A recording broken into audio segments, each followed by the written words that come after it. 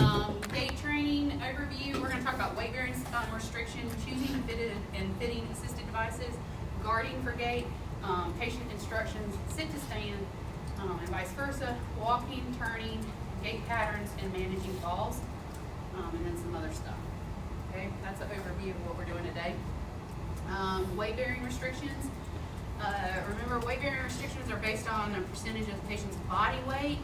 It's not pounds. So they're going to put on the chart like partial weight bearing, and they might put, they should put 20%.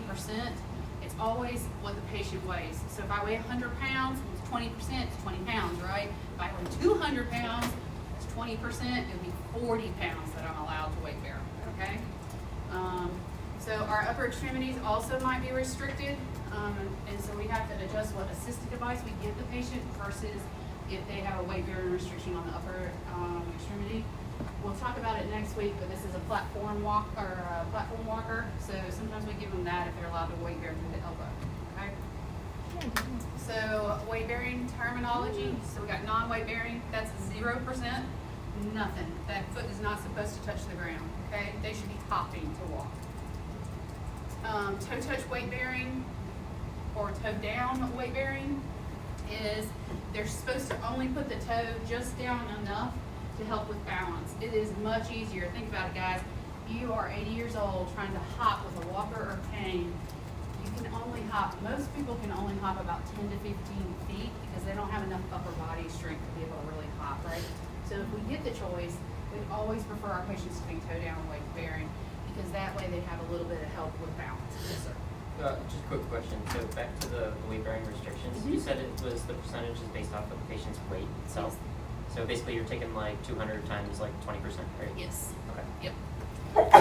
So sometimes people get confused and they say, I don't know, they think it's 20 pounds. It's not 20 pounds, it's 20% of the body weight, okay?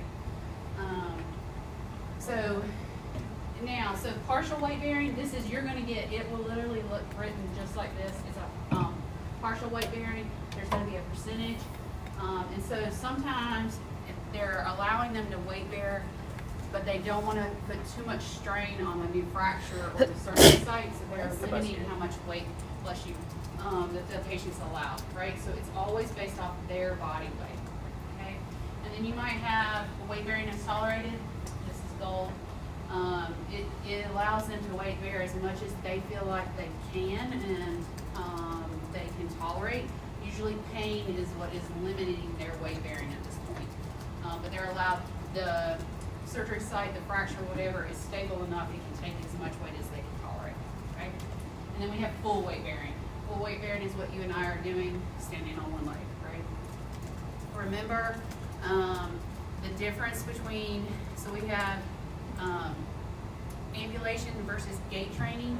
Ambulation is a patient is being assisted with walking, but they're not getting cues and they're not getting a therapist to give directions and education. We do gait training, right? Because we're doing a therapeutic intervention. It is a skill need. We are the expert at gait. So when you document ambulation, you should be documenting and saying the words gait training, okay? Because we're giving a skilled intervention when we are teaching people how to walk. And I'm just going to recap this slide. Partial weight bearing will be a percentage of their body weight, right? It is not the same, so not everybody in this room weighs the same amount, right? So it's not 20 pounds, it's 20% of the body weight, okay? Or 10% of the body weight, 30%, right? You'll know that because you'll get an order from the doctor. It will literally say what percentage of the body weight they're allowed to use. Non-weight bearing will put increased pressure on the opposite hip. So if we get a choice, we always want to be toe touch weight bearing. So guys, think about it. If I'm having to stand here and hop, we weight shift over to do that. It makes our posture gets all, I was going to say cattywampus. That's a really good southern term right there. Right, but we're putting a lot of extra pressure on our hip, knee, and our back. So non-weight bearing is really tough for our patients, okay? So how do we monitor these weight bearing statuses? So can use a bathroom scale. I'm gonna be honest, a lot of facilities, that's what you're gonna get. You put the foot up there and you have them lean over till, let's say I was, I don't know, 100 pounds and I'm 40% weight bearing. You'd have me lean over until I got to 40 pounds, and then I'm supposed to remember this is how much weight I'm allowed to put in that foot, okay? So as you can think, this doesn't carry over very well, and we found that statistically people can't keep up with that and be accurate when they're walking. And so there's something called, under number 2, a limb load monitor. This is literally, it's on the next slide, this little, your foot goes in this little shoe looking device. You can, the therapist, we're gonna dial it. If I was 40% and I was 100 pounds, you're gonna put 40 pounds on it. If I go over that, an alarm goes off and it's loud. Everybody can hear it, okay? So those are really nice if you have one. So you just slide the foot in, it's got Velcro, right? These are a little bit more expensive. They go in the shoe and then the foot sits on top of it. Same thing, it would be loud, it would tell us. Remember that a lot of people, when they are supposed to be toe touch weight bearing, they're supposed to only be allowed to just put the toes down, okay? They shouldn't be putting the whole heel down, all right? So when we're monitoring this, we have to watch and make sure that the patient isn't putting extra weight. So sometimes you can do a manual check.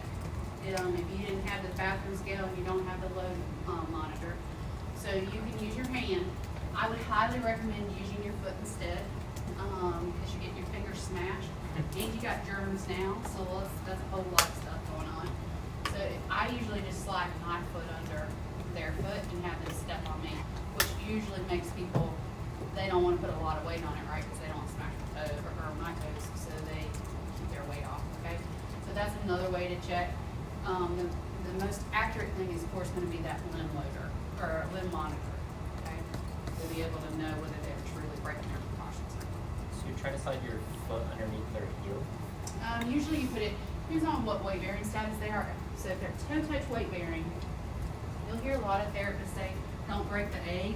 They're supposed to only have their foot down enough that they couldn't crack an egg. Okay, so you guys can stand up and try to do this. Stand up and try to just hop versus if you could just put your toes down on the other side. So it's a lot easier if you can put your toes down just to help with a little bit of balance, right? But you're not supposed to be putting a lot of weight in it. So if you had a walker or crutches, you'd be able to just have enough on your toes to have a balance, right? So where you would end up having a walker. If Rachel's my patient, you're gonna be toe touch on this side. She would end up put your foot on top of mine and then step. Right? Yeah. She's gonna put more weight in her hands than she is. Okay. So you typically, the best ways to check this would either be the limb monitor, or you can use your foot or your hands. Okay. I do want to tell you though, patients can, I don't think they're needing to do it intentionally, but let's say I'm partial weight bearing. I'm partial weight bearing, I might not even understand what that means, y'all. And you see me put my foot down and I'm using a walker, okay? I might put my toes down, let's say I'm 10%, okay? So I'm only supposed to put, we'll say 10 pounds in, I'm 100 pounds. I put my walker forward, right, and I'm only supposed to put 10 pounds. I might just barely put the toes down and step forward, but you gotta always check their heel too. Because if they're partial weight bearing, I guarantee you they're probably shoving some pounds into the heel when they step forward. So make sure you don't just look at the toes, look at the whole foot. Because I don't even think they're intentionally doing it, but they're ending up loading on their heel as well, okay? All right, so choosing an assisted device. Assisted devices are typically used to redirect the load of the impaired limb, and increase our base of support, right? So whether it's a balance issue or whether I have a weight-bearing restriction and I need more assistance, right? So this is a tough decision on what assisted device we're going to use. we have to think about stability, mobility trade-off, okay? Devices that provide more stability are more restrictive on patients' mobility. So, a parallel bars, y'all know what the parallel bars are, the student bars? That is the most stable thing. But think about how my mobility is super restricted, right? Because I can only walk in those 10 feet of the parallel bars, right? So it's a huge trade-off. So you're trading off, if you give me a cane to walk with, my mobility, where I could walk, is a whole lot more, right? I have a ton more mobility, but the stability part of the assisted device has gone down, right, by getting the cane. So just remember that devices that give more mobility, give less stability. So we're gonna look at this. This is a nice little diagram from the book. So assisted devices that may assist with giving or be given for function. The parallel bars, if you look right here, parallel bars is the best choice for increased base of support. And then it goes down from a walker to crutches to hemi walker to the bilateral canes. Y'all better never be issuing bilateral canes. I'll haunt you. And then a single point cane or a regular cane. If they need two canes in their hands, they need a walker. Stop. Stop the madness. You're going to have patients come in with two canes and they are literally about to fall walking in the door to see you. And you're like, oh my gosh. So I'm a little frustrated the book has that in there, but that's okay. We're going to move through that. So for weight bearing restrictions. Oh my gosh. So for weight bearing restrictions, if they are non-weight bearing, toe touch weight bearing, they can use the parallel bars, they can use a walker, they can use bilateral crutches. But remember, hemi walker, bilateral canes, or a single point cane or crutch is not going to offload them enough to be able to maintain them. Okay? So nobody should be non-weight bearing walking around with two canes. Okay? It's not possible. Hemi walker is the same thing. We're going to go over the hemi walker is that little triangle kind of walker. You're going to see one down there. But remember, hemi walker, bilateral canes, and a single cane or a single crutch, they should, if they're non-weight bearing or toe touch, they should not be having those. Okay? They can have two crutches. It's fine. But we can't be giving them that. Okay? Partial weight bearing. So it depends on, this one's a little dicey to me because if you're 10%, and you're probably going to end up with a walker or bilateral crutches. Now, if you're 40% or 50%, I could see you can handle a hemi walker and give you enough support. I would never give somebody that was 50% weight bearing a cane. They're never going to maintain that, right? So, your book says that it can help minimally. All right, and then weight bearing is tolerated. The parallel bars, the bilateral crutches and single point cane, those are supposed to be, in the hemi walker, those are supposed to be your best. I would tell you most patients, if they need both upper extremities supported, a walker is going to be your choice, okay? It's the most stable, whether it's the standard walker or a rolling walker. All right, so stability versus mobility. All right, so selecting a gait device, an assisted device, is influenced by a lot of things. The environment the patient is going to have to participate and do this, the function, how far they're going to have to walk, what the surface is like. So think about it. I might be safe on a flat hallway out here that has nothing around it with a cane. But could you give me that and make me walk outside on gravel? That's a whole different ballgame, right? So we have to take that into account. Same thing like smooth carpet. Like this is like the smoothest carpet in the lot. Well, we have some nice little old ladies that got the thickest carpet ever, right? So having a single point cane versus having a rolling walker or a standard walker makes a difference. So you got to take into account those things when you're deciding. But the device should be chosen because it provides the least amount of restriction for the mobility. And the goal of the device is to to provide the greatest mobility and quality of life without giving them rest.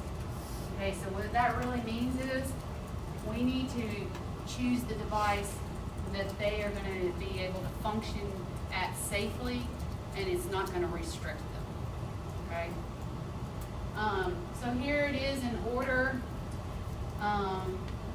It's on the next slide too. Parallel bars are going to be the most stable, right? Then walkers, then our crutches, then our forearm crutches, then our cane, bilateral cane, continue walker, quad cane, single point, and then node assisted device. All right. Patients progress through this. They don't have to do it in exact order. Okay. So when I say that, I mean I might start them here. Let's say I have a patient in the hospital trying to see, he hasn't been out of bed, so I get him up on the tilt table and it went well, so great. I'm going to walk him to the parallel bars, treatment number 2, then we're going to use a walker. And then a week from now, he might not need to use any of the crutches, any of that. We might go straight down here to the single point cane, okay? That's fine to skip some of these. I will be honest, 90% of your patients can't handle crutches. I don't even bring them in. Yes? This might be a dumb question. What is a hemi walker and what does it look like? So, let me see if there's one on the slides coming up. I will show you down in lab today. It's a little triangle walker. We usually use them with patients that, I got one back here. you did? Okay, thank you. Appreciate it. We usually use them with stroke patients. Or Or a if, broken clavicle. I was gonna say, or broken clavicle. Yep, it's another one that we would use it for. Yep. Yeah. Yep. Yep. So if there's weight-bearing restriction on the whole upper extremity on one side, and you just, it's like a little triangle, and you put it on one side, and it's a walker. It's pretty stable. So usually they're used for the strokes, though. All right. This one? What? Is It's like black. oh. I was like, oh. Is it It's this one, black right? screen? Yeah. Did the computer die? It's okay.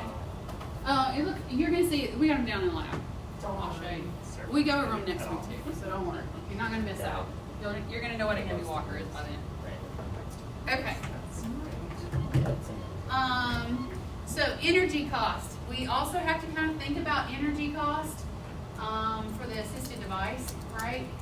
The more restrictive the device is, the greater energy is needed to walk with it. So think about the standard walker. You know, no wheels on it. I gotta pick that thing up, set it down, take a step, get up, set it down, step. Well, if I got a rolling walker, I just gotta push it, right? So it makes it a lot. And then I got tennis balls. Oh my gosh, or I got the rollator with the 4 wheels. Now we're really cruising, right? Yeah, So you can see how if it is more stable, you're having to expend more energy, right? So we have to think about our elderly patients. As we age, oh gosh, I gotta check my posture. Our posture gets bad, right? We get weaker. We have gait deviations. When we have gait deviations, we're already using more energy than a younger person to walk. So elderly are already having to increase their energy expenditure, how much they're giving to be able to do a task because of weakness and deviations that they've acquired. So when we give them an assisted device, we're asking for even more energy. Okay, so we have to kind of keep that in mind too. So if you look at this, if we give them a cane, their oxygen level and their heart rate doesn't really change a lot. If we give them a rolling walker, it's increasing. They're both increasing. If you look at this, it's like 17 to 100% on the oxygen. How much more we ask? Heart rate, it's almost 100% more. If we give them that standard walker that I was talking about, where I'm picking it up, setting it down, taking a step, we're talking about 82 to 200% more need of oxygen and 200% increase in heart rate. Just for the assisted device. Okay, so you gotta think about that too. And when you're thinking about what assisted device you're going to use. So, how do we fit our patients for assisted devices? the device handle is positioned correctly when the elbow is at 20 to 30 degrees of flexion. Just a little bit of flexion right there. The handle is at the level of the greater trochanter or your ulnar styloid process, right?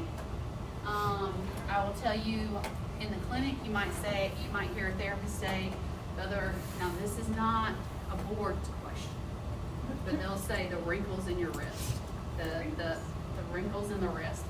A lot of our patients understand that, so you'll hear therapists refer to it that way, okay? But if the board was to ask you, it's the greater trochanter or the ulnar styloid process is where it should line up, the hand part of whatever the assistive device is, okay? So that's at the optimal position. That is because the elbow, the tricep, that gives it the best leverage for when you're walking to help with the assistance. Put the hands down or? No, when you're bent, it's gonna be like right about there. Yep. So you have about 20 to 30 degrees, because if you put your arms straight, it would be way down here. If you give me about 20 to 30 degrees, it should be right there. My greater trochanter is just slightly higher than that, but it's in the ballpark. I would tell you most patients look like that. So if you look at that next picture, you'll see what I'm talking about. So I would estimate his greater trochanter is right about there. So but he's got a nice 20-degree angle right there. She's got a nice 20-degree angle. So next week we go over how to fit for our crutches in more detail, but this hand placement is correct. She's at 20 to 30 degrees of flexion, right? So crutches are typically too short, and they can cause us to, if the crutches are too short, it can cause instability, right? It can also cause the rib cages to get irritated or increase energy needed. The biggest problem and greatest risk of a crutch is not so much whether it's rubbing us, irritating us. It's actually that what is it that, y'all know this already? Y'all know this? That we are irritating the nerves, right, under the armpit and causing nerve damage. So that's what we have to worry about more with crutches. We go over that in more detail next week. So we got their assisted device fitted to them. They are looking great. How are we going to teach them gait training, right? Because we teach gait training. It's a billable therapeutic service, right? We want to minimize the risk of them having a fall, so we are going to definitely put our gait belts on. And we're going to show them love. You should be kind of angled to them in like almost an L pattern. Stand on the side that is their weaker side or their bad side, because they are going to be more likely to fall that way, okay? So no matter what the assisted device is, you're always on that weaker side, and then you usually are behind them and kind of to the side as well. You want to have your hand on the gait belt supinated, because that gives you the most strength, right? Our bicep, versus having it pronated. You need to use your hand, the upper hand, to kind of guard on the shoulders. Your book shows it, there's another video later, to this gentleman. I would do what that photo is doing, where you have one arm, my arm that's closest is the patient's right here. I put my left arm on him and my right hand on the shoulder. The book also shows it the other way. I don't know why, but I can't reach my other arm across. I feel like I'm too far across.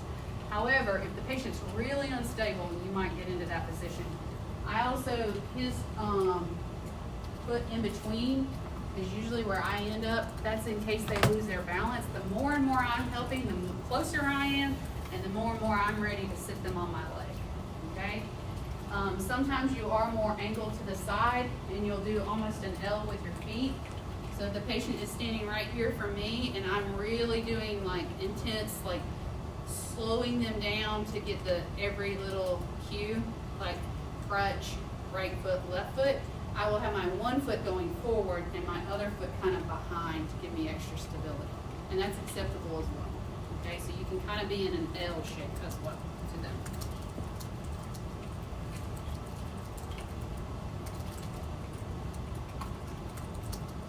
So there's that supination, right?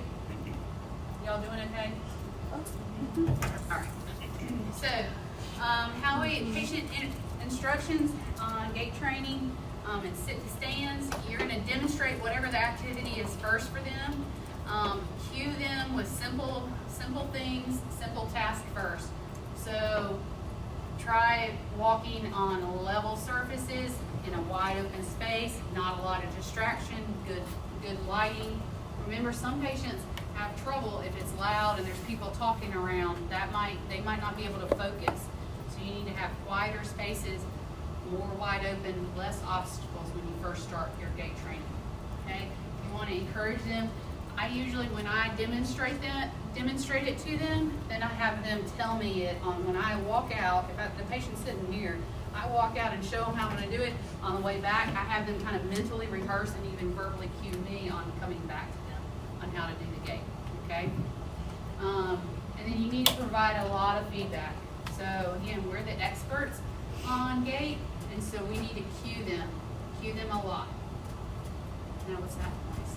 See, now got me all thinking. Okay. And then you got to cue them even on your assisted device too. They always need to start. So it should be assisted device goes first. So let's say I'm using a cane, it'd be cane, then it should be the bad leg, and then the good leg. Cane, bad, good. Okay? That's how we should start all of our gaits. Okay? No matter what assisted device you're using. So if you're using a walker, you're going to drive that walker. You're going to go walker, bad, good. Walker, bad, good. That is the pattern for gait. Our goal for gait training is to obtain normal gait pattern with no deviations. We want it to be reciprocal as much as possible, so that it means the opposite arm should be going with the opposite leg, right? And it should allow the body to move forward in like a straight line. So your opposite arm goes with your opposite leg, right? It's a counter on the weight, and so it should always look like this. That's how we should be teaching them as well, okay? So if I had a bad right side, my assisted device would probably be in the left if it was a cane or a hemi walker, right? So it would be hemi walkers on the left, my right foot steps forward and then left, okay? So it should be the opposite. They will come into therapy and they have gotten some assisted device from their neighbor and their friend, and they let them use it and blah, blah, blah, and they're going to have it on the wrong side, they're going to have it on the wrong height, everything, okay? So get ready to teach them where to put it on the correct side, okay? All right, sit to stands. You guys can do this. So how are we going to teach them? We're going to teach them to scoot forward first, position their feet back. We want the feet to touch the floor. Don't have them like so far back that just your toes are touching. And then you're going to have them lean forward, nose over toes. They can push up with their arms if they're allowed to, if they don't have a restriction on that. They need to lean forward and stand up. Okay, so y'all do that. All right, you can do it. All right, scoot forward. Yep. Scoot forward.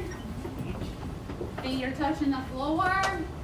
Nose has got to go over the toes. Come up. Yep. What do I do from here? You gotta keep leaning, keep coming up. That's exactly what they're gonna do. So a lot of people this is what they do. They start, they'll go nose over toes, and then they go to stand up, and they go all the way back. Can't get up. They will lean back. They have a fear of falling, and they don't, even if they have arm rest, they will literally try to go straight up, you guys. Try to just go straight up. It is really hard to go straight up. Most people do not have the strength to be able to just pop straight up. Don't lean forward at all. Go straight up. Wait, am I leaving? At the end of the There you go. You're not leaning, you're fine. Yeah. You're leaning. At the edge of the chair? You almost do like spread the ground with your feet and like rip them. Can you do it straight up? So you can do it. Most 90% of our patients can't do it. We aren't designed for this, y'all. We are designed to flex forward. Our body mechanics, leverage, and all those good mathematical great things. We are designed to be flexed forward, to lean forward, to come up. So you're going to hear nose over the toes to be able to do that. Yes, ma'am. So yeah, we do over that in our room. Yeah, they do that. Yeah. Yeah, 'cause The other thing, okay. No, I was just gonna basically reiterate what she was saying, because I had a therapist that, like, guy was like having trouble, so she was literally just do this, and then you're using the momentum to push Yeah. it forward. Yep. And then we're gonna talk about, compensation strategies in just a second, and that's, you're right.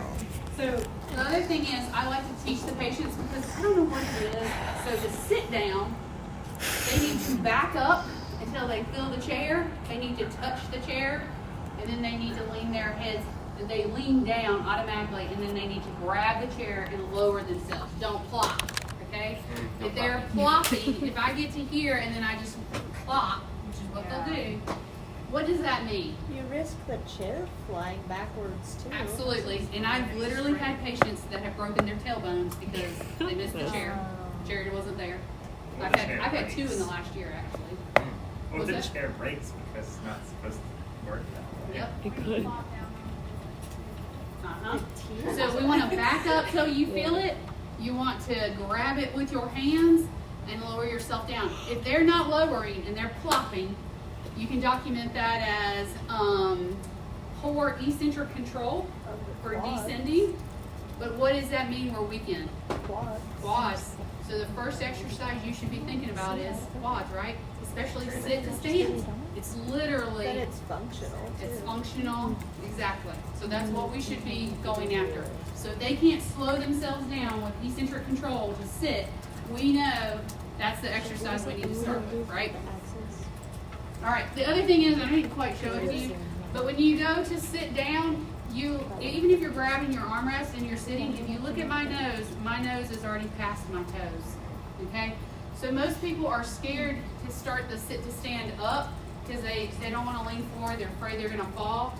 But if you show them when they're coming down that their nose goes past their toes, it kind of seems to psychologically help them realize, hey, I actually do that, I just didn't realize it, right? So could you like use their phone to take a video of themselves to like watch them? So anytime that anytime I do any videos for our patient, I use their phone. So it's not a HIPAA violation. I ask them, can I use your phone to video you, and I Right. make sure nobody else is in the view. Well, that way they have the video. It's Yep. for their benefit. Yep. So it's like Yep. this is so that you can see what you're doing. Yep. So wound care, a lot of facilities, if you end up, we go into wound care next semester. If you end up videoing or taking pictures for wound care, a lot of times those facilities will have like Like designated stuff. But if Rachel came to see me today and she has a new whatever, and I'm like a little like, I don't know, let's take a picture of that. I literally will take it with her phone, hand it to her, and then in 2 days, if it's worse, she knows. She might not be seeing me if I'm an outpatient, right? So she knows even. So yeah, I always try to use their phone to get back to her. So, all right. So, we did, this is just photos of sit to stands, right? How you're supposed to be cueing them. We kind of already done that. So compensation strategies. So sometimes those quads, okay, this becomes like a dilemma, right? Sometimes patients are demonstrating this because they're weak and we need to then facilitate quad strengthening, right? Sometimes we need to teach these strategies, okay?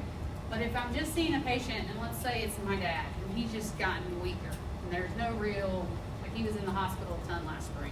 Maybe he's weak now. If he shows me these deviations, then I know I should really be strengthening him, right?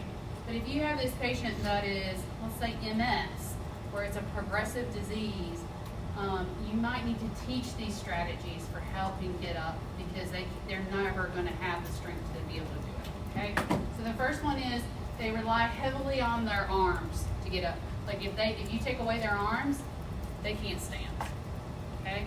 So that's one thing. Rocking, they will literally have to rock like 3 to 4 times and they use momentum to get themselves up, okay?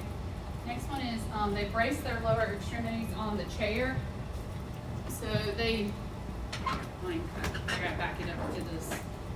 You guys, you're on wheels, you should. Okay. They will literally they get here and they push. Like you can hear me, I'm pushing. They don't have enough quad strength, so they're using extension into the chair to be able to get up, okay? Sometimes you gotta teach that though. And then the last one is like what you were talking about, they will put the legs together and their hands on their legs and literally be manually helping get up by that way, right? So I'm helping my knees go into extension to be able to get up. So.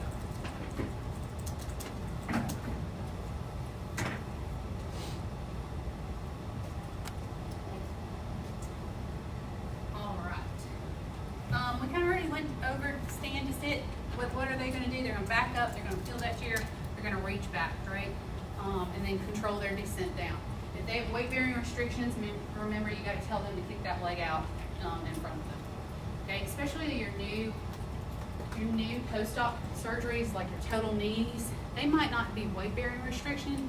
Think about a knee. If you just had your knee done yesterday and I get you up and then I have you go to sit down, and then you sit down and you get 90 degrees of flexion on that knee, you're going to be screaming. So a lot of times if you're working in the hospital, just get in the habit, or short-term rehab, get in the habit of cueing them to kick the leg out that's been operated on so that they're not getting a hard bend on it that first couple days, okay? Then after that, we don't want to teach that strategy anymore. We want to stop them from doing it actually. Okay, so for gait, for forward walking, we encourage them to relax, have good posture, and to be upright, right? We want them to look up. You give somebody an assisted device and the first thing they do is look at the floor. This is the way they walk. They walk and then they walk right into stuff. And I've even like had patients and I cue them and then they still don't keep looking up and then you let them run right into stuff and they're like, I ran into that. And you're like, yep, yeah. Okay, get your head up. So they're gonna put their heads down. I know you guys think I'm crazy, but when you get downstairs, see what you do when I give you a cane or two. See if you don't start looking down. So when they go to turn, we usually need to anticipate people when they're turning, they need extra small little steps to make the turn successful.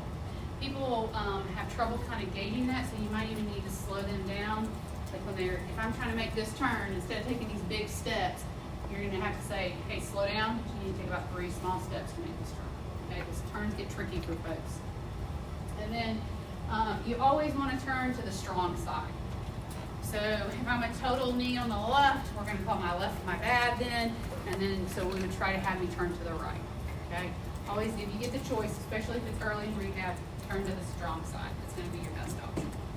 So we using the strong limb as an axis to turn. Correct. Yep. So you got more of your weight and stability on that strong side. Yep. All right, 2-point gait. Y'all need a quick break? Or you? It's up to you. We're gonna watch some videos. We can do a break and like we'll do these patterns and then we'll take a 5-minute break. How's that? Y'all kind of look like you're weaning. Can't quite tell. All right. Don't get caught up in the assisted device. Just look at these patterns. We're gonna talk about 3 patterns: 2-point, 3-point, and 4-point. Okay. 2-point gait is the assisted device is on the contralateral side of the lower extremity. So that just means it's in my left hand and my right leg is the leg that we're talking about. They both hit at the same time, right? So you got 2 points that are hitting the ground at the same time. Does that make sense? Okay. This gets a little bit more tricky. You could have 2 canes and 2 crutches, and I could have a 2-point gait if I was walking like this. Left, right. Left, right. Because both my cane is hitting at the same time on both feet, okay? So that would be 2 points. Let's look at the video. I think it makes a lot more sense if you look at the video. 2 points for the cane and foot. Feel confident about weight loss with compounded semaglutide injections, made with the same active ingredient as Ozempic. Hey everyone, it's Sarah with RegisteredNurseRN.com, and today we're going to demonstrate how to do the 2-point gait using crutches. Amazing. So in the 2-point, we're going to have 2 points. Let's see.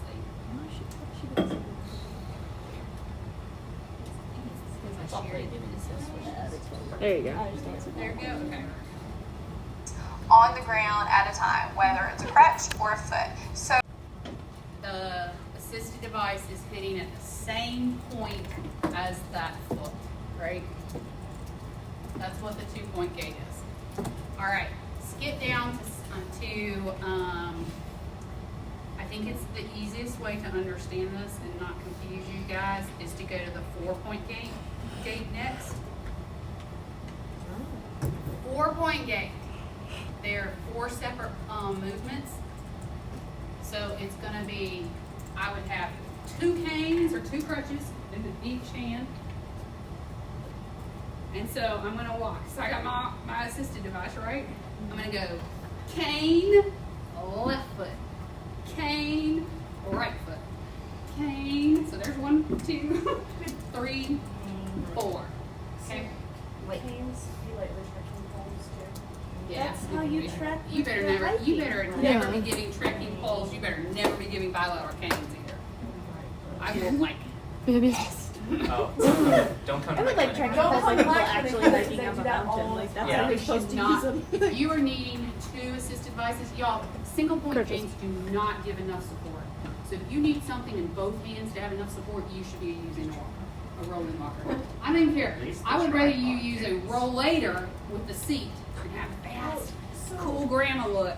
And to have For example, like I a would patient love that a had cool broken grandma leg look. poles Yeah. just had Achilles surgery.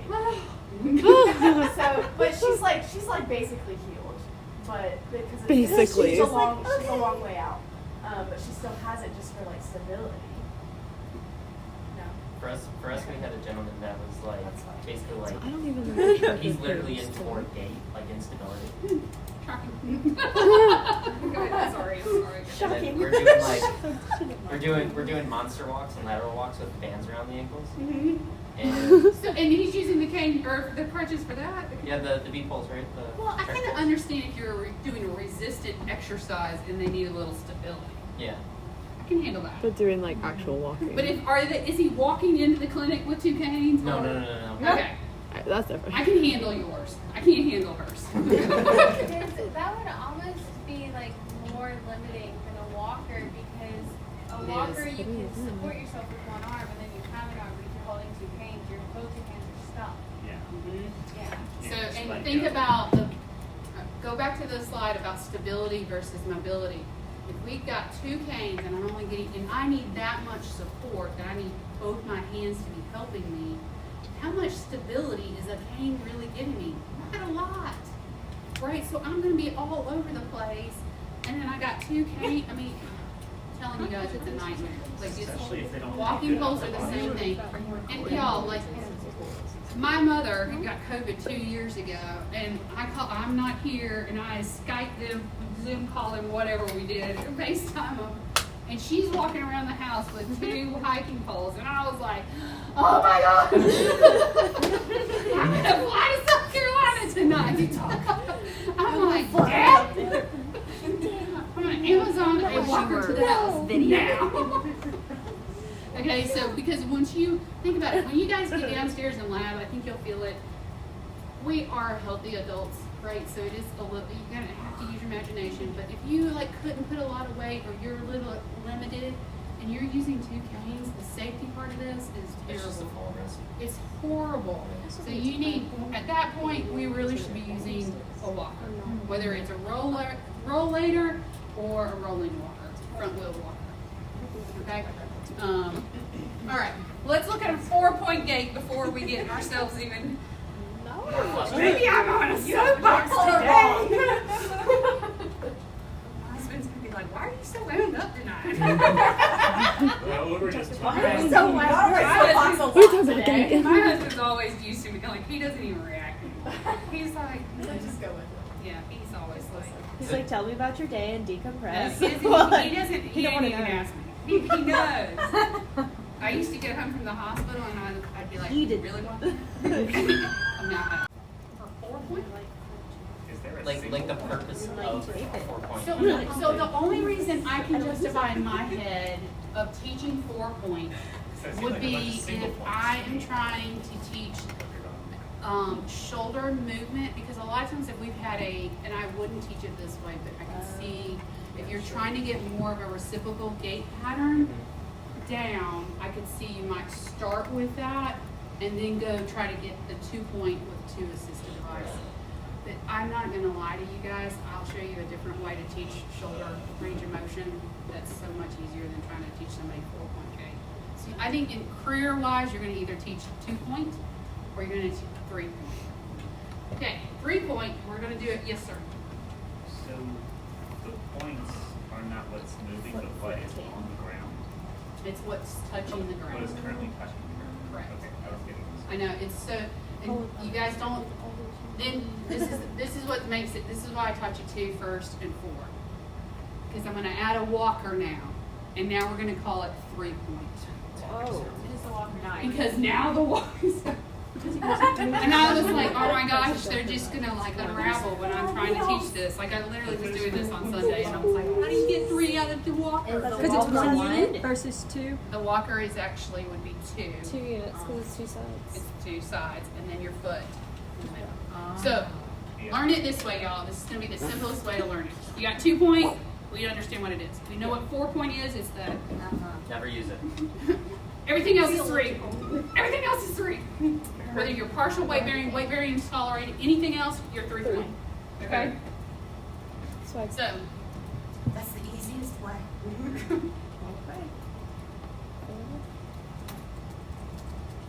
I will show you a nice little gait pattern.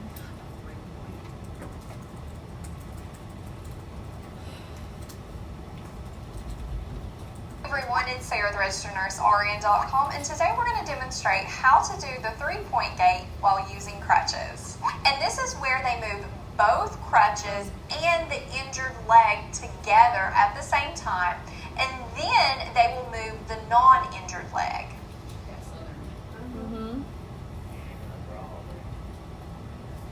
So, Thank you so much for watching, and don't forget to subscribe. so remember though, you can also be toe touch weight bearing. So you can have that one foot that's coming up just a little bit, it's still considered 3-point. Everything else, remember 2, 4, and then everything else is 3. Put it into 3. You're not, if you are like, well, they're toe touch weight bearing with a walker, blah, blah, blah, it's 3. Trust me, it's 3. Okay? If it's not matching up with the 2 points are hitting, cane or crutch at the same time, that's 2. Or versus the upper arm, lower leg. I can't even do it. That's 4. Everything else is going to end up being 3. Okay? And that's gonna Don't be worry it. about what the assisted device is. Don't get caught up in all that stuff. Because you'll overthink it and you'll like start trying to convince yourself of stuff. Trust me. Sunday afternoon, this is what I was doing. It's like, oh my gosh.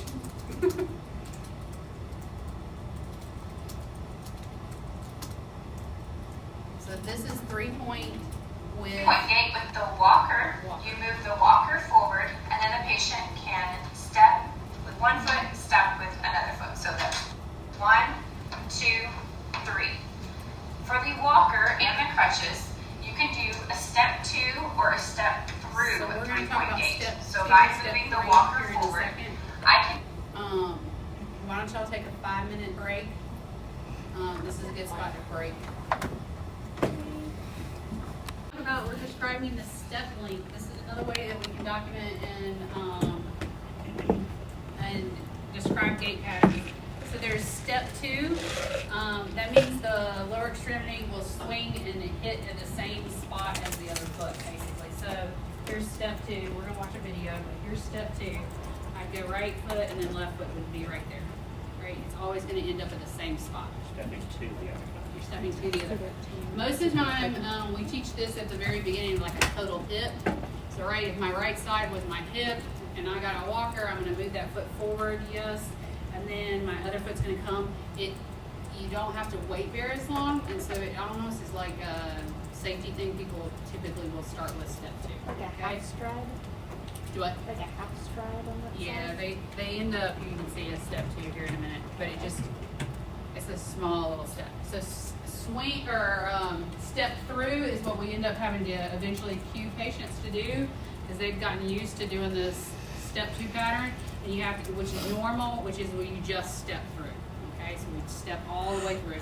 And normally when you're first starting to teach step through, you just have them step through just a little bit. Like I usually tell them, try to get your toes past the other foot. And once they get that down, then they can get a longer and longer stride. Okay? We'll watch a little video that explains all of these.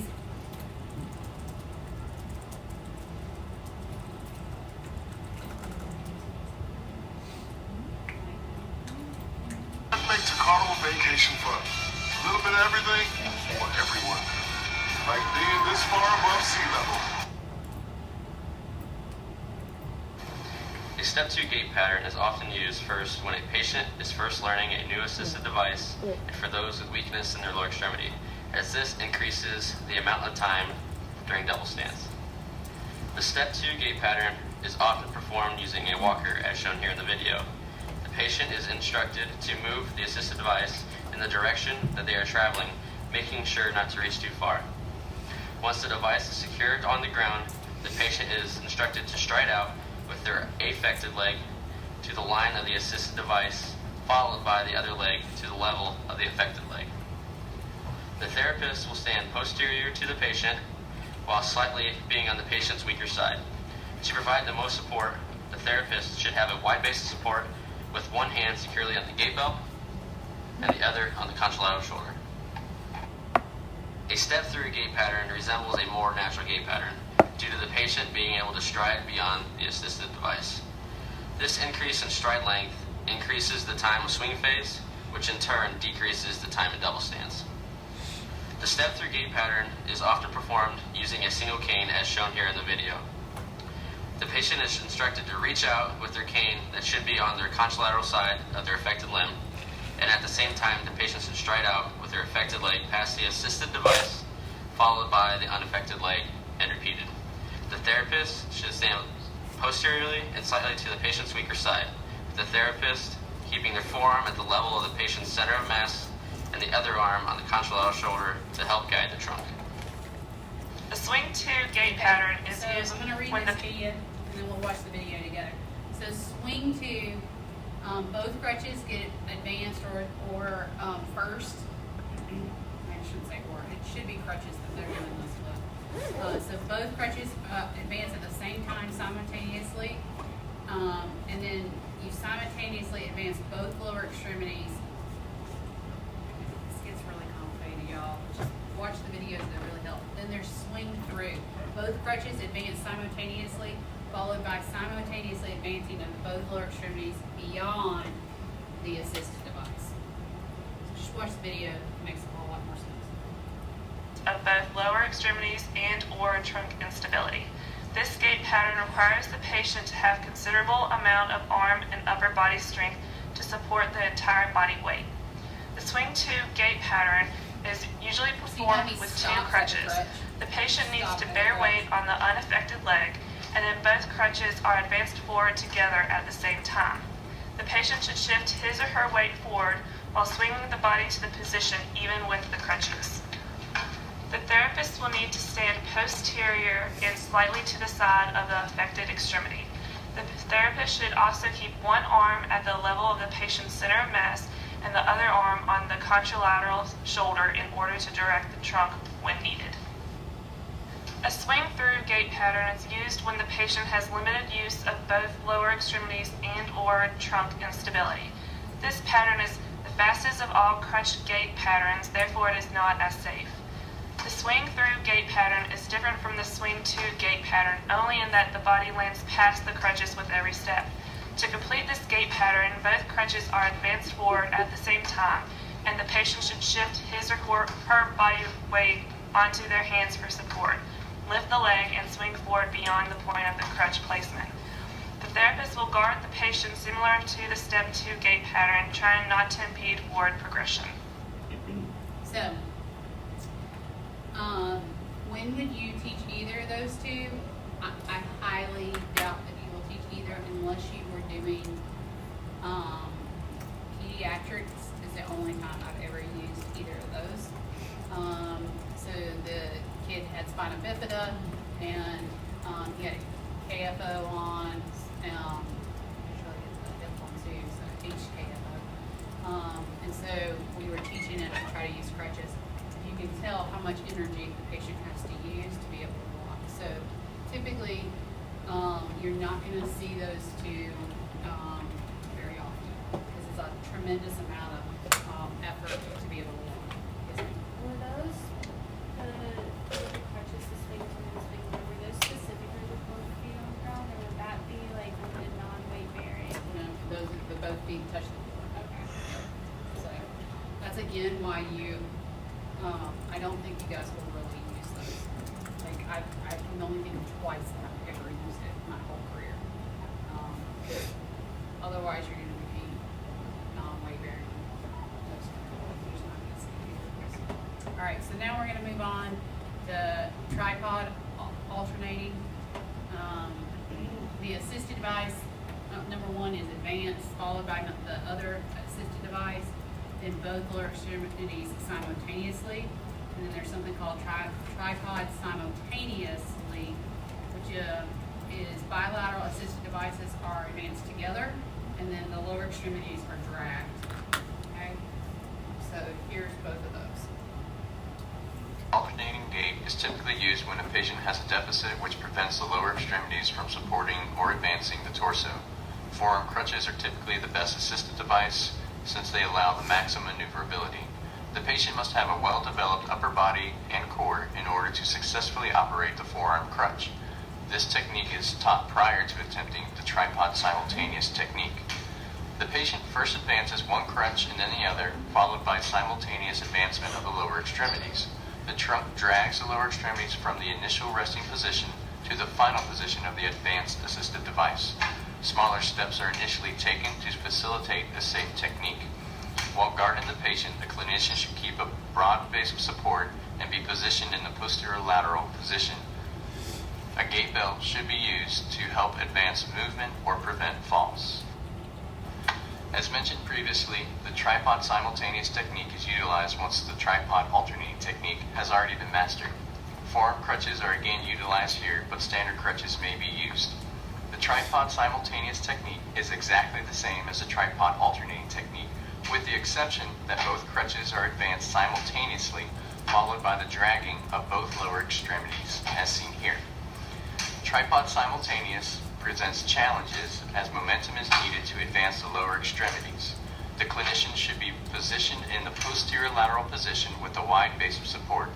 The clinician should be close, but not too close to impede movement. Again, I don't think you guys will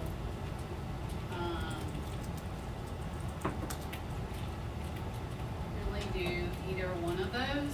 The only time I've done those was a CP, an adult CP kid had broken one of his lower extremities, and then he was allowed to start walking again, and that was his gait from before.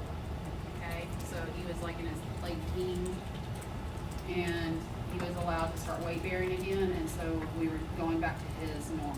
So both of those, again, take a tremendous amount of effort, and so most people, there's that energy expenditure, and so younger kids might be able to do these gait patterns, okay, but once we get older and we're bigger and all those things, there's so much energy is required. A lot of times, unfortunately, people end up using the wheelchair because they're able to function better, okay? So neither one of those, I think that, or the tripod one, I don't think you guys will use very often. So, all right, so how are we gonna handle a patient falling? Control lower. She's got the right idea. So if a patient just drops and buckles, the legs go out, you want to try to bring their center of gravity to you, right? You want to have had your hand on that gait belt, and you sit them on one of your legs, okay? You're gonna kind of be in that lunge position, right? And you're gonna sit there. Hopefully you can get them up from there, or you're gonna scream for help and somebody better be bringing you a chair. If that is not an option, and you hold out as long as you can and it's not gonna happen, what you do from that position there is you usually will kind of rock back to the opposite leg and go into extension and then slide them down your leg to the floor, okay? The other option is to literally squat them down and kind of do the same thing, and they're gonna go down, okay? So this is a just true, like dead weight, they both knees buckled on you, okay? When you document this, if they don't just fall, They don't just hit the floor like that. If you slow them down and get them down, it's considered a control lower from standing to the floor. Okay, we document it that way because it's not a fall, so then it is not an incident. I'll say that again. So it's a control lower from standing to the floor. We might not have planned it. We don't have to say whether we planned it or not, right? So we control lower them, all right, to the floor, okay? Because that is not a fall, right? So then there's no incident report for that. We document it. You can tell your boss. You still go through the normal things, but it's considered a control lower, okay?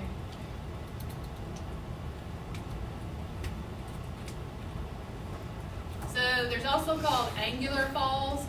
So angular fall, the difference between the first fall that they were talking about, that was just like they dead weight, buckled, and straight went down. An angular fall is pretty much all the other falls in the whole world, which are probably going to be, I would say the majority of the falls are almost falls that you guys see because y'all are going to keep them up off the floor, are going to be an angular fall. An angular fall just means they start to fall in one direction.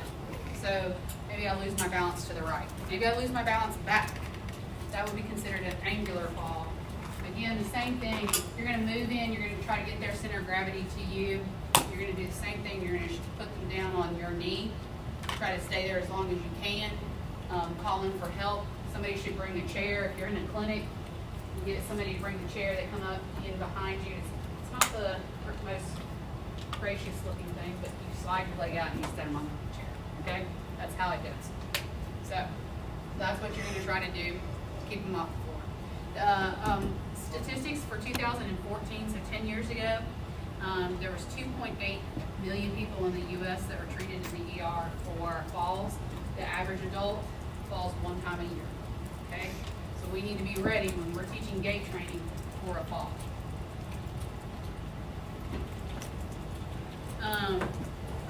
What we're trying to do again is to slow them down and help them. Sometimes they don't.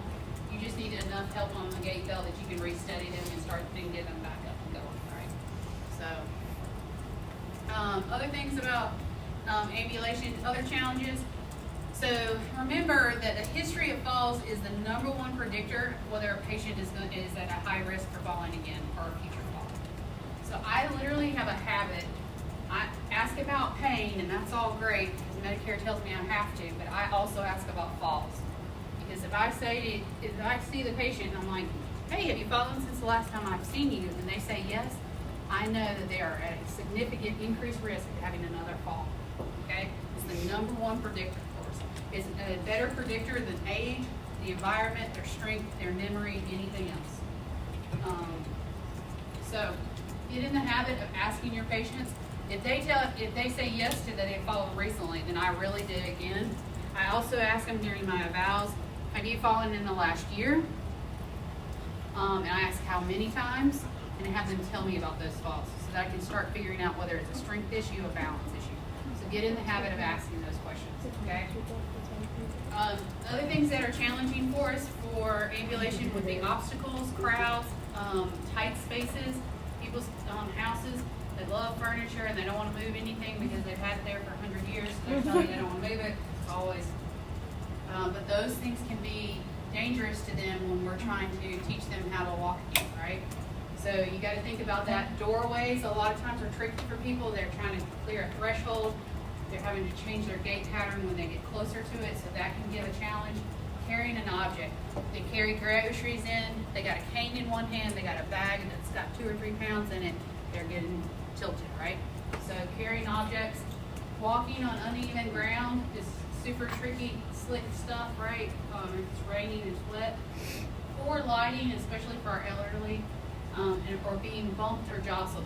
I've even had patients that walked great when we're walking down the hallway and there's a loud noise, like somebody drops something and they lose their balance on me. And I'm having to hold them back up, okay? So be aware of that when you're teaching and you're doing gait training. You got to think about all these things as a factor for you. So for stairs and assisted device, remember we learned up, so when you're trying to decide which foot goes up and down, you're going up, the good leg goes up, right? And you're going down, the bad goes down. The assisted device generally moves with the involved lower extremity. So, we'll go over it, in lab, but if you're using a cane, the cane would stay with the involved lower extremity. So if I had a cane in my left hand, my right leg would be my bad leg. My left foot is going to go up, and then the cane's going to go up. Okay? It kind of gets tricky when we start having rails and not rails and all that, but we'll go through that in a little bit. We always guard when we're ascending, when going up those stairs. You are going to be behind the patient because they are more likely to fall down the steps toward you. So you want to be behind them. You should always be staggered like she is, because that's making your base of support bigger, right? And then you're not going to topple over and they're not going to fall on top of you. Same thing when you're coming down. We want to be below them. So when you're descending, you're in front. You need to stop them and slow them down.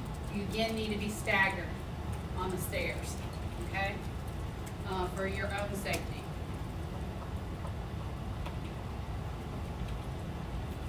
Alright, it's not going to work now.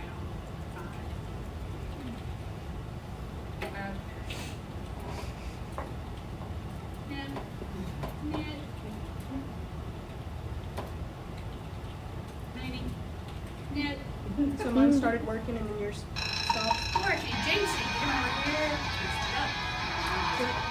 Now it's working. No problem. It'll stop. I never turned that off. Or, I don't know where to find that.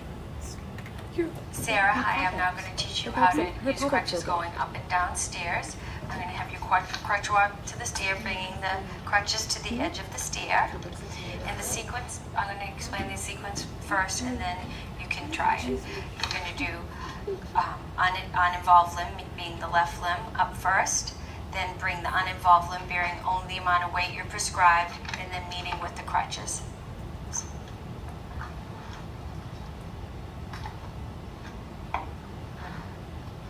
That's it. So you watch that, she's being able to push Okay, up, right? Sarah, now we're going to teach the sequence of going down the stairs with crutches. You're going to be told your weight-bearing status, and you will follow that as prescribed. So you're going to bring your toes to the edge of the stair, and you're going to bring the crutches down to the lowest stair before. And then this sequence is down with the operative, then meet with the non-operative. Down with the operative, meet with the non-operative. Down with the operative, meet with the non-operative. That's it. A good way to remember this is up with the good, down with the bad. And people can usually follow that. Okay.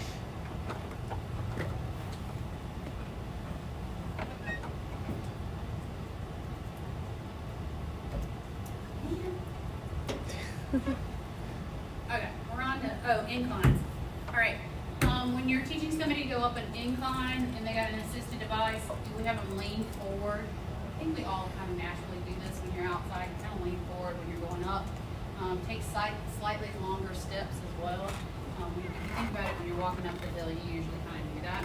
And then when you're having them come down an incline, especially like a ramp, they need to shorten their stride lengths. Usually they lean back just a little bit, and then we also might need to teach them zigzagging when they're coming down, right? Kind of like we did in the wheelchairs. We're going to talk about tilt tables. So tilt tables for us are usually used in case the patient has hypotension. So they're having blood pressure issues of some sort, and they're not able to tolerate either sitting or standing well, okay? So remember, like our heart patients, if they're in congestive heart failure, they're gonna not be getting enough blood to the kidneys don't work correctly right, so then they increase the fluid volume in their body. So what do we do in healthcare? We give them diuretics. Diuretics then make them pee it all out, right? But that can cause dehydration, and it can also cause hypotension, specifically orthostatic hypotension. So remember, our diuretics are going to give us a risk of that. So a lot of times for us, we are seeing patients and we're going to use a tilt table if they're not tolerating being upright. So I've used quite a lot of tilt tables before for like new patients. Let's say I had one lady and she just was psych. She had been in a really bad car accident. She was non-weight bearing on one side. She could not maintain that. she was a very large lady as well, and every time we would sit her up, she'd just freak out on us. So for her, it was like almost like a safety thing. If we took her up on the table, we kind of taught her that she could be upright. But the majority of the time when we use it is actually because they have some kind of blood pressure issue, okay? There is a thing called a tilt table test. This is usually done by nursing. You take the vitals in supine. You take the vitals at about 40 degrees, maybe 30 to 45 degrees angle. Stay there for about 2 to 3 minutes, and then you take them all the way to 70 degrees. And you, again, take your vitals once you get them all the way up. Your book is going to talk about going past 70 degrees. I'm going to be really honest, you guys. If you're on the tilt table and you're at 80 to 90 degrees, you literally feel like you're being thrown out of it. Okay, so about 70 degrees is all the patient's going to tolerate. We don't typically get into this actual tilt table because this is usually used for a diagnosis for our heart patients, but that you might have to help at some point. For our treatment, we would still take our vitals in supine. We would take our vitals at 30 to 45 degrees. We'd take our vitals at 70, and then we would see if they can tolerate being upright. If they can tolerate it for 3 to 4 minutes, then I know that I can probably start gait training, okay? Especially if you've done this for 2 or 3 treatments and they're tolerating upright now, I know that it's time to move on. So something that you can do is position your tilt table in front of the parallel bars. If you get them all the way up, then you could just take the foot plates off and they can walk in the parallel bars. Okay, so that's an option, and sometimes that's really nice, especially if the patient is very fearful. I'm going to be really honest. We're going to go down to lab, and our tilt table is janky. I was going to say janky. I was trying to come up with a better word than janky. That's literally. It is what it is, though. It is a hot mess. We are going to do it together at one time, and that is it. We're using It is really janky. But I will warn you that you might use tilt tables out there. They are very helpful. I've used them in the hospital. I've used them in like rehabs. A lot of our COVID patients that had been bedridden, for 30 days on a vent, and then they're trying to get up for the first time. They're passing out on you. A lot of the newer tilt tables even go into the seated chair position. So you might take them to the 30 degrees, and that's all they can tolerate. But then you want to let them sit up for a little bit. So maybe you could put them into like a reclined chair position on the tilt table. Let them sit there for a while. That helps them get to be used to being upright again.